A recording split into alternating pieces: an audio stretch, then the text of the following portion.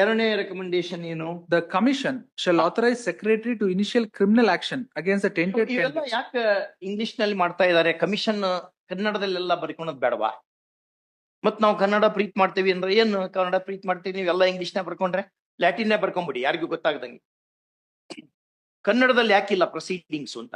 ನಿಮ್ಮ transaction of business rules ನಲ್ಲಿ ಯಾವ ಭಾಷೆಯಲ್ಲಿ ಇರಬೇಕು ಅಂತಿದೆ? No, our commission proceedings are recorded in Kannada. Kannada. Commission English ನಾಗ ಯಾಕೆ ಮಾಡಿರಿ? This is a report by the committee members. It's a technical report sometimes maybe. For us, those candidates. ಅವ್ರು ಎಷ್ಟು ಜನ?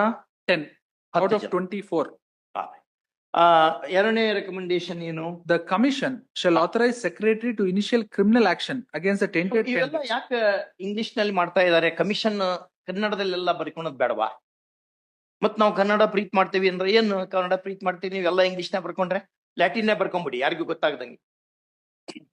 ಕನ್ನಡದಲ್ಲಿ ಯಾಕಿಲ್ಲ ಪ್ರೊಸೀಡಿಂಗ್ಸ್ ಅಂತ?